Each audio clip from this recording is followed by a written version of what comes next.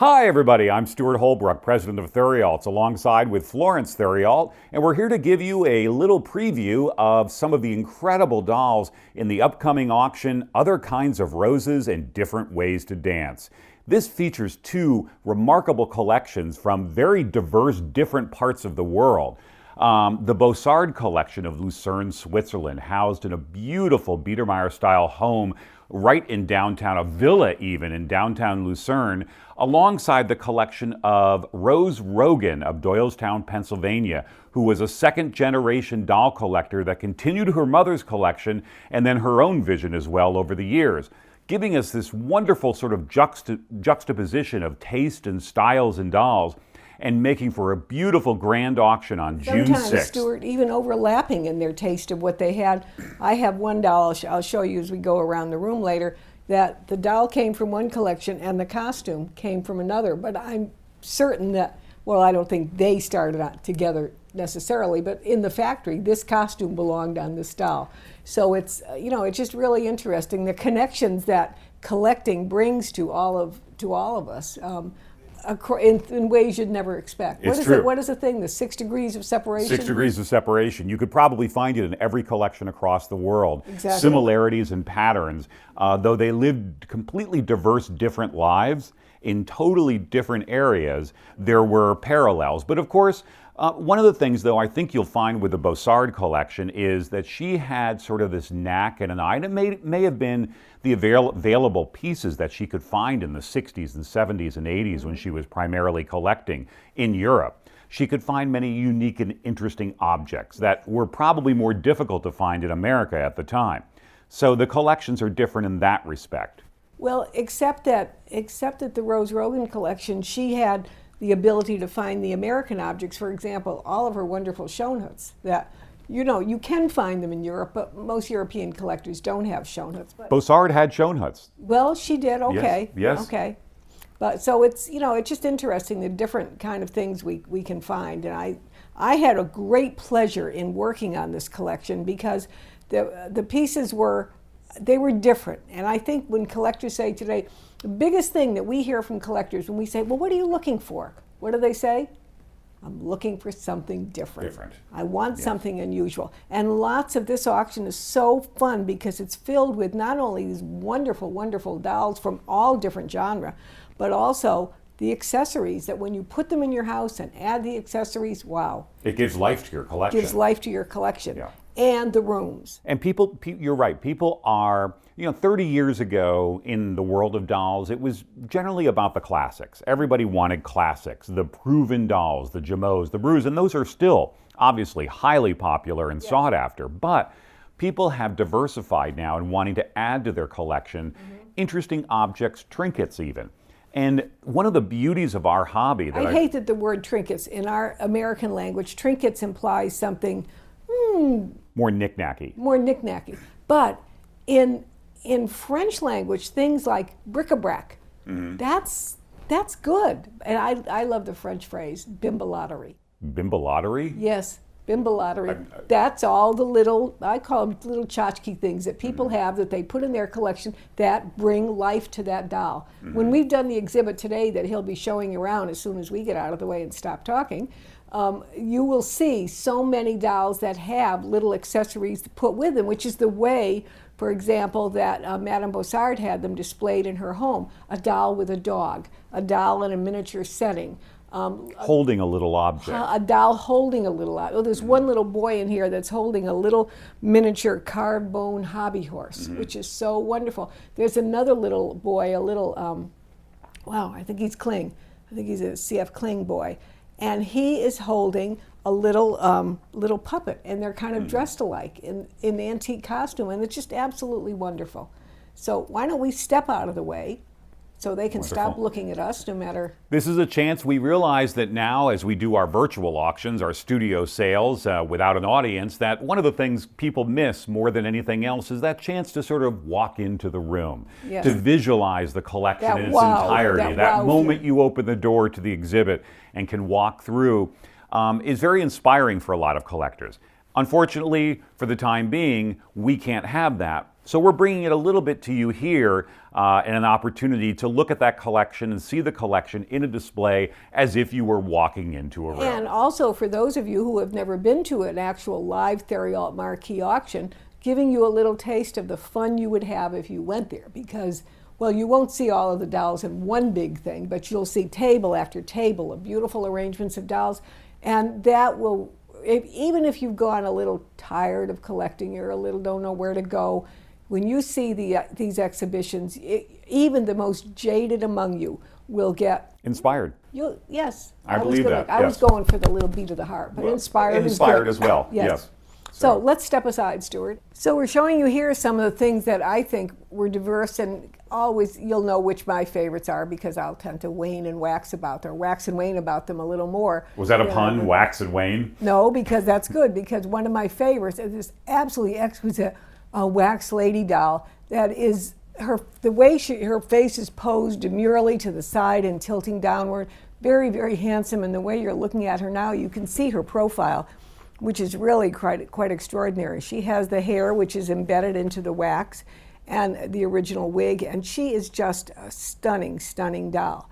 And to her right, there are a couple of wooden dolls, which are very interesting because they're rare feature, of course, the rarest feature about them, other than their carved feet, carved legs with the carved boots and the draping around the stockings, nodding necks, very, very, you don't find that very often.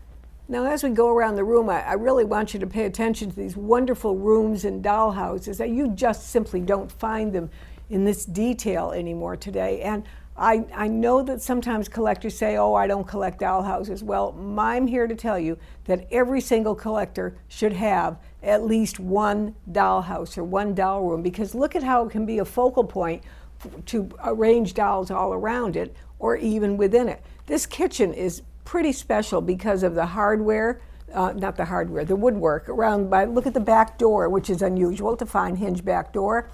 All of that cabinetry on this particular room is built in. It's not placed there, well, except for the little stool, but the cupboards are all built in and very, very unusual shapes.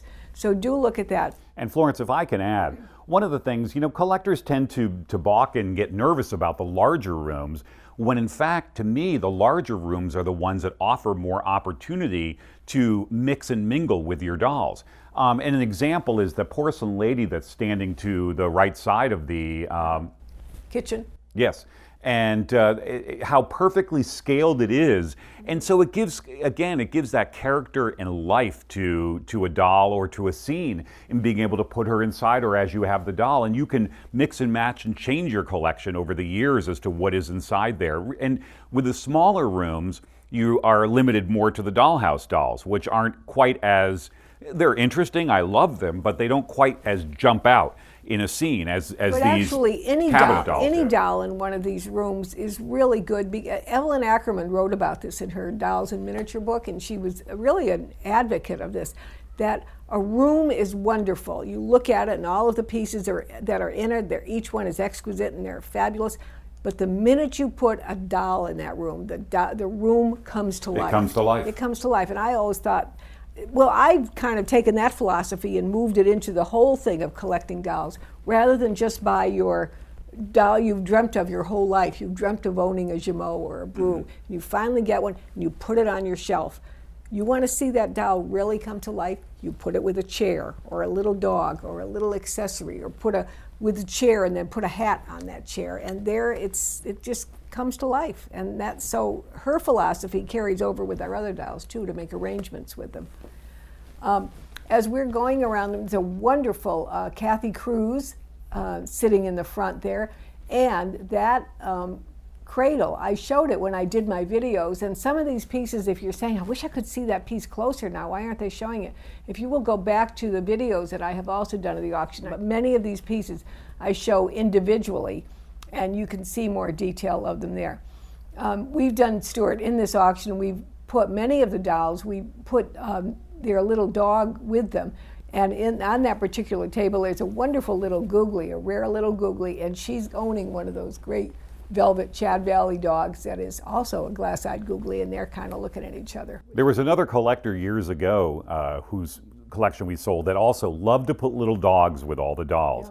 And it was the Dutch Treats auction, Mary Coot Fennel, and people loved that because, again, those little simple trinkets that alone would not be much of anything, but put it with the doll and suddenly it has this brimming character to it. Behind that gorgeous brew with the splendid eyes, absolutely beautiful circle dot brew, you are seeing a cow.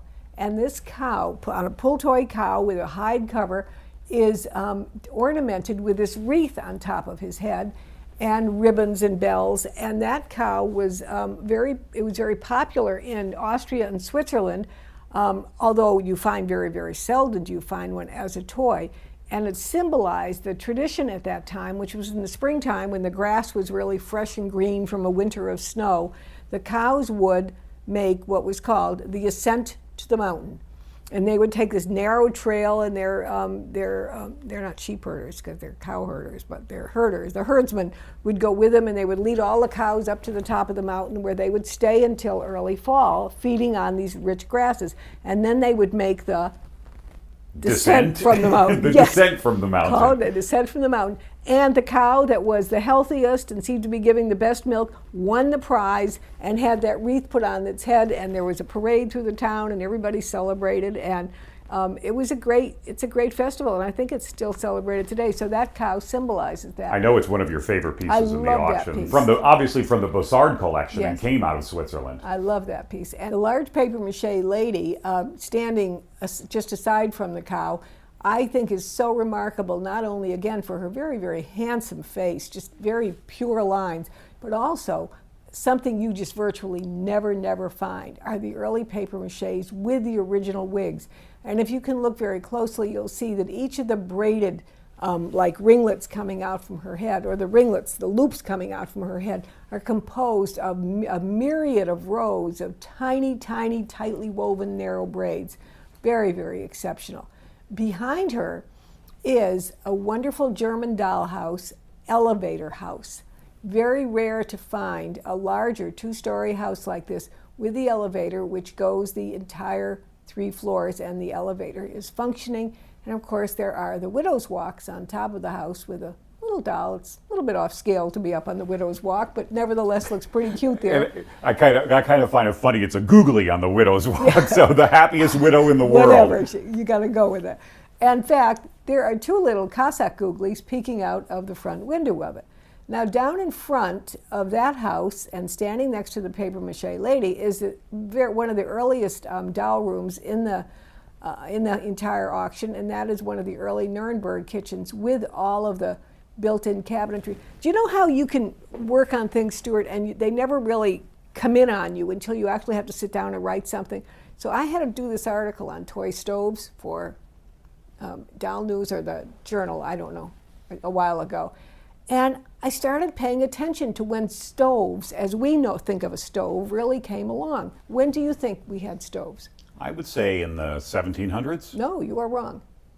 I am. Yes. Well, okay. That's not fair to say. I'm talking freestanding stoves, freestanding kitchen stoves. As you can see, this stove is built into the room, which is what they were. They basically were a fireplace with a hearth. Okay. With a waist-high hearth built around it. And a chimney. And a chimney, exactly. But the entire development of stoves was really intriguing, and it was all part of the Industrial Revolution. Think about it. What are you going to make a stove out of? Steel, metal. And when? When would we be having that? 19th century. There you go. Fascinating story. And I, knowing nothing about engineering or anything like that, but what I was most struck about was my own ignorance as to when things developed, because you just sort of think they've always been there. That's just an aside, but I was pretty taken with it and looking at and reading all about the development of it and in the various communities in America where the stove industry built up, and consequently the whole area did, and it all revolved around steel, cast steel. Now, she had, again, a little doll in that kitchen, brings it totally to life. Over above it is probably no, it's not my favorite, it's my second favorite in this whole auction of the rooms, and that is the apothecary shop. It has everything in it, all of the apothecary things. It even has 2 skulls and a skeleton. Is rather ominous for an apothecary shop, but I understand that at the time that was typical. It was typical, but no, I think what you did is you went in and you kind of pointed to where in your body your ailment was, and then they, oh yes, I have just the perfect thing for you. But some of these little labels on them are really quite intriguing. Fascinating to look at them and realize how much interest was in herbal medicines at that time, and then until we got away from it. But many of those things just revolve around natural herbs. So a great, great all original shop. And then down below it we have a wonderful Victorian parlor, and then another wonderful store.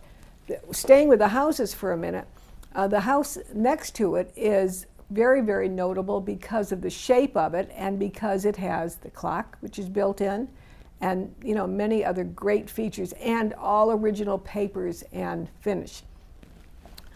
Where do you want to go? Let's go down to where the Nuremberg kitchen was, and that little girl with her flirty eyes. And do you know why her eyes are flirting? Why? Why? You don't know? No.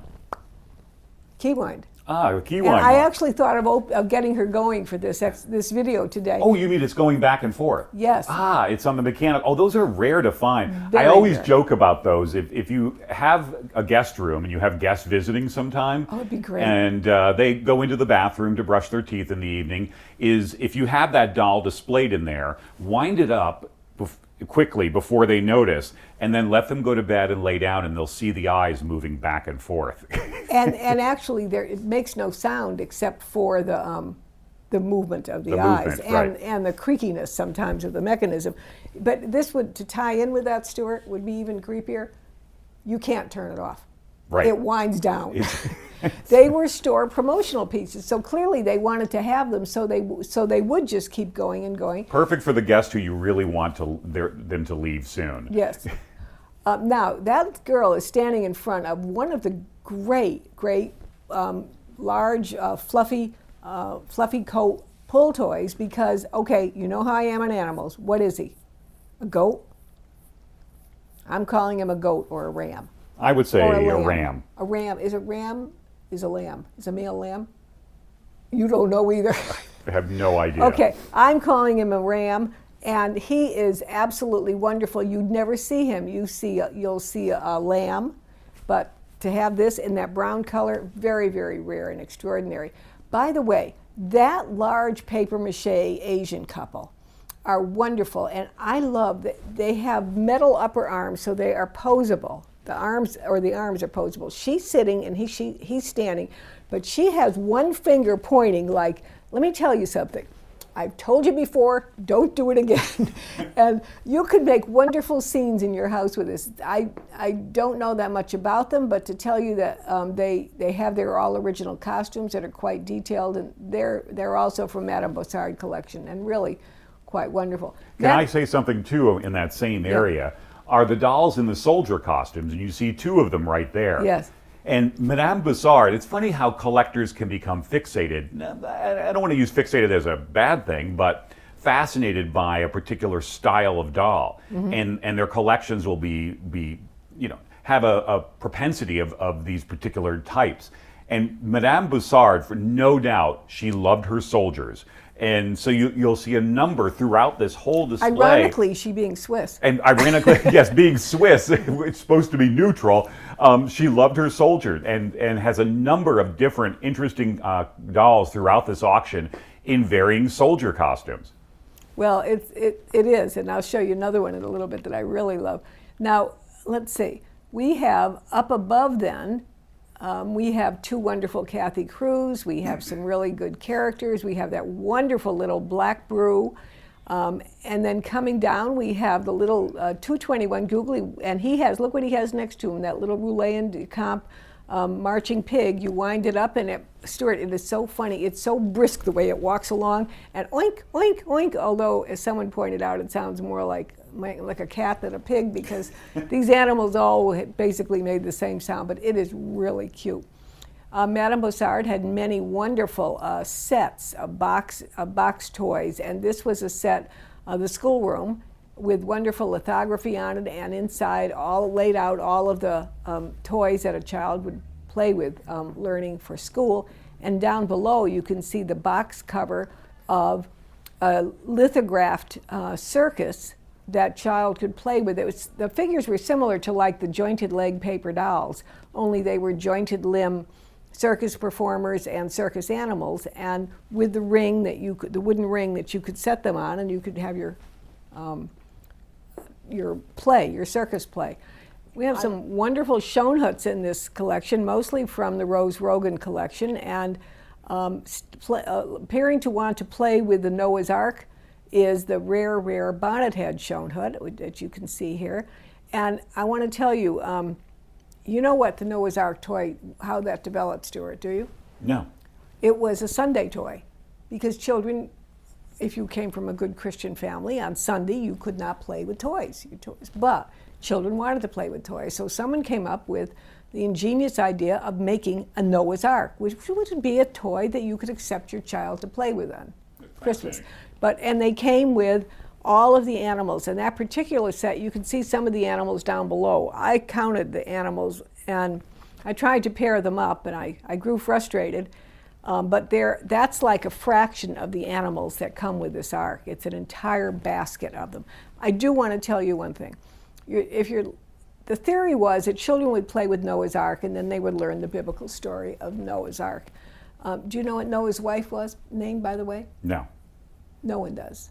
Because, like has happened to women very often through the centuries, She was nameless? She was just simply wife. Wife. Okay. I just had to get that little comment in. But anyway, I will tell you what trait I know that children learned when they played with this toy. Because my original point was I was going to make a whole parade of animals across the front of this display, and I lost my patience. I couldn't get them to stand up. So what this was, when children played with it, they were learning the Christian trait of patience and forbearance. Exactly. Okay, so we have other great Schoenhutts. There's that wonderful little washing machine, that wooden washing machine, which was a salesman sample of an actual people's washing machine. I found an early ad for it. It was actually the most popular washing machine in Germany around the turn of the century. Some wonderful a little pair of Cameron Reinhardt characters being sold as a pair. A pull toy cow, all of these just great accessories, some wonderful little closed-mouth Kessners, and including the amber-tinted doll that was the Sonnenberg look-alike brew for the Circle Dot model brew. Now, if we can go back up to the top of the room where we left off, there is the large Gemot Triste, very beautiful example of a Gemot Triste.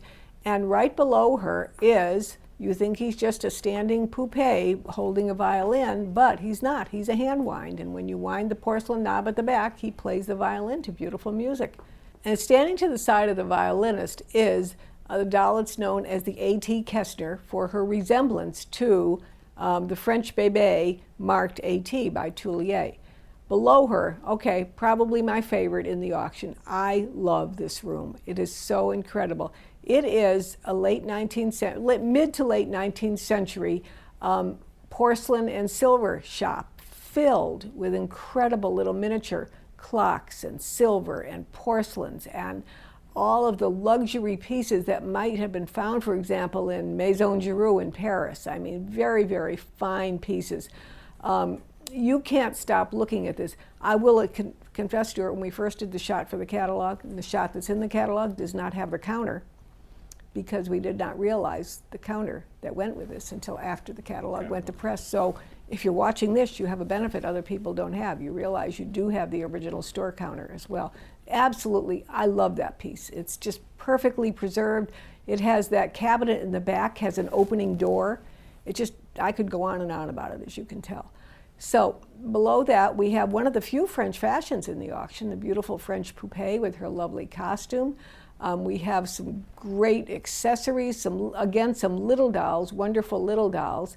A little FG, that little smiling boy, is German, but he loves his French mama, so he's just the right size to display next to her. in front of them talking about your soldier guys. Now, I don't know if that is an actual military uniform he's wearing. It could be like a soldier's uniform, the little whistling Jim Hubach. But I'm going to do an ad telling people all of the ways they can learn more about our auction. And you see the expression on his face? Mm-hmm. The ad's going to say, "Psst, you want to see more of me?"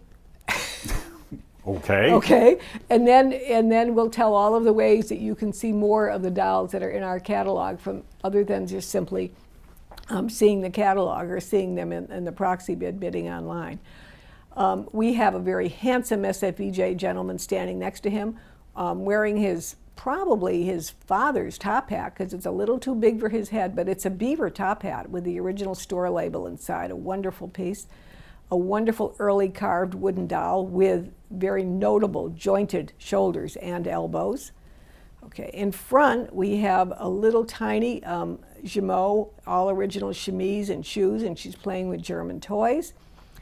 And look at Max.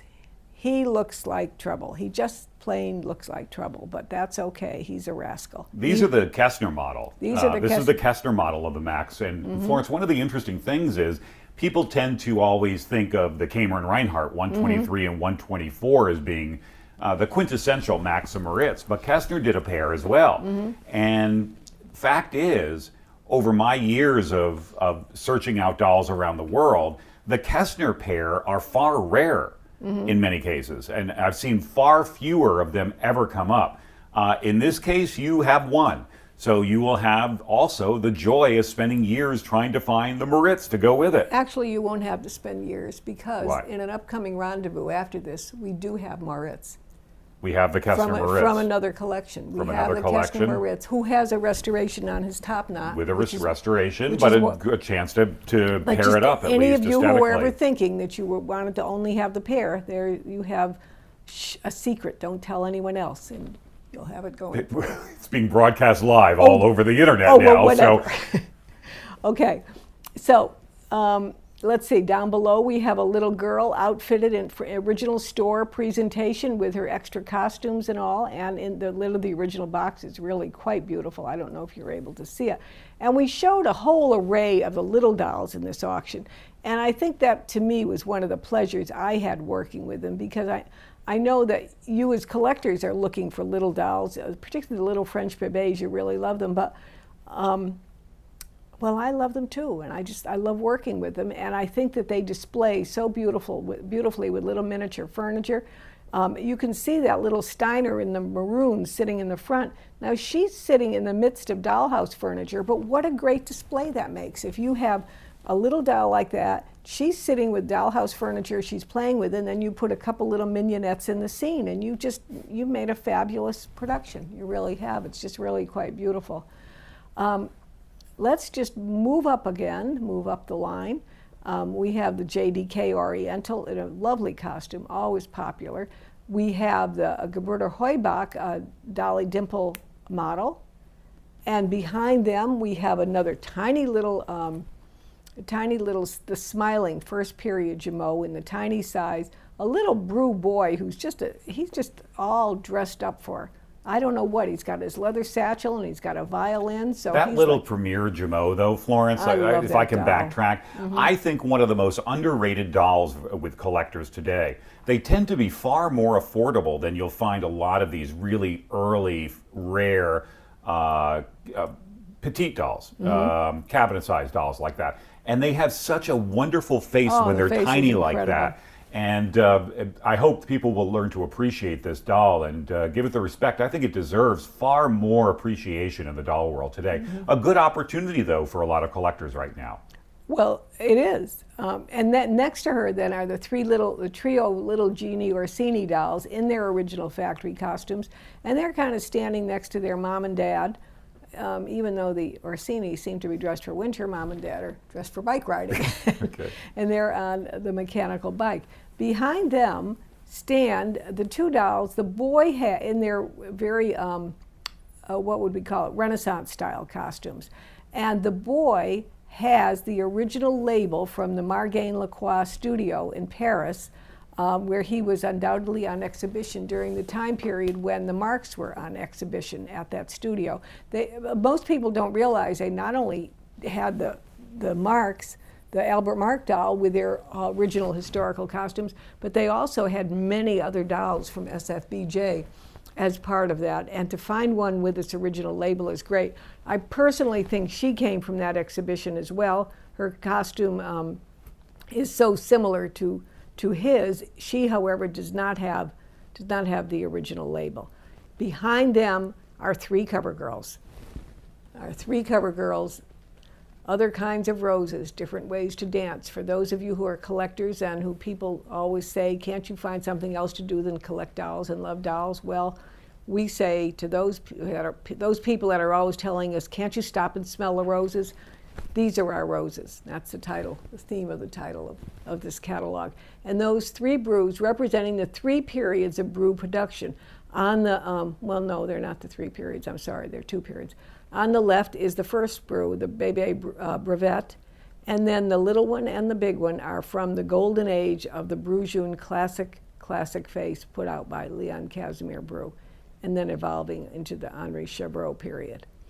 Then we move to their left and we see more beautiful French dolls. There's a Schmidt, there's an EJ, there's another brew, there's another brew after that as well in its original costume standing tall. There's a beautiful EJ. Okay, coming down. We talked about the little ones in the front. So let's continue down at the front where we have another the little girl with her arms extended, like she's showing off her playthings, is another of the A.T. Kessner models. And there are 3 in this auction, and they're so hard to find and so desirable by collectors. And by the way, if you feel you can never afford to own a French A.T., you might find this will satisfy you to some extent because they're very beautiful and certainly a fraction of the price of a French A.T. Then behind her, we have just a whole little collection of French dolls. Wow, I'm just seeing a little Schmidt in a white dress seated on the floor, a little early period Gemot in the aquamarine mariner costume, and then a portrait Gemot, and then another portrait Gemot, and then there's an FG in a sailor costume with a straw hat. There, the big one is an EJA, so sought. Incredibly rare, and that beautiful midi costume as well, but so rare to find. Mm-hmm. You stop and think about it, Florence, and I don't know if people take for granted the EJA, but we may get, 2 a year maybe, that come through the company. And so to find them is incredible, and one of the rarest of, probably the rarest of all the Gemot dolls, only to be exceeded by maybe the wraparound portrait. It's an absolutely wonderful doll. And standing next to her is this beautiful FG. I'm happy that collectors are really acknowledging the particular FGs that have this really plump little face. It's gorgeous. The FGs, to me, were made for a large period of time, and some of the later ones have a different look with very, very dramatic eyes and dramatic painting around the eyes. But this early period has a very, very soft look, which is quite desirable. There is another one in this collection, and it was the little girl standing next to the French lady, the poupée lady, like she was her little daughter. It has that same face. Sometimes that bébé is found on the Gaultier composition and wooden body, and sometimes you find it on the kid body with bisque hands, which is kind of proof of how early it was. And then I want to scoot up to the top and show you one of my favorite stores of the auction. This would have been a bazaar stall, and it's showing various miniature religious objects that people could buy because people bought these for their homes at the time. And so there would actually be a stall like this in a regular people's market showing different kind of objects of religious nature that you could buy to put in your home as ornamentation. And these were some of the pieces that were available. Very early shop and very, very nice one. Below that, we're showing you 3 of the dolls from the F&B historical series, of which there are 19 in this auction, and to find in this condition, very rare, and a good story of American history and the costumes that were emblematic at the time. Down at the very bottom in the front is a brevet brew in a presentation box with extra costumes and a wonderful lithographed lid. And then finally I wanted to show you the woman that I talked about when we opened here, because to me it brought the two collections together. Do you think that's her dress? I don't know. Well, it is appropriate for her. She likely would have been wearing something like that, or definitely would have been. But one came from the Rose Rogan collection, and one came from Madame Bossard's collection. It's incredible. It's incredible. So it's almost like we posed her there, looking at it as though, I wondered where my dress went. But, It's been sitting in Pennsylvania all these years. so what I want to tell you is the doll is one lot in the auction, and the dress, the parasol, and look at that parasol with the head, the figural head on the top of it. Very, very Perfect. rare. Yeah. And the trunk. So the gown, the parasol, and the trunk are one lot coming from the Madame Bossard collection, and the doll coming from the Rose Rogan collection with, by the way, her original gloves that are so tight on those hands. I don't know how they ever got them on there to keep them that way, but I mean, original wig and all, original lingerie, perfect doll. So a good meeting of two collections appropriately coming together and ending this presentation today. Thank you all so much for joining us today for this little preview of the setup of Other Kinds of Roses, Different Ways to Dance, featuring the Rose Rogan collection of Doylestown and the Bossard collection of Lucerne, Switzerland. This auction will be held on June 6th, a studio live event, which will have internet bidding at www.proxybid.com/Theriaults, or you also can arrange for phone bidding and absentee. It's been a great time sharing this collection with you, allowing you to see this, and looking forward to having you at our auction again on June 6th. Okay, well, we look forward to seeing you all. We will be here. Thank you all.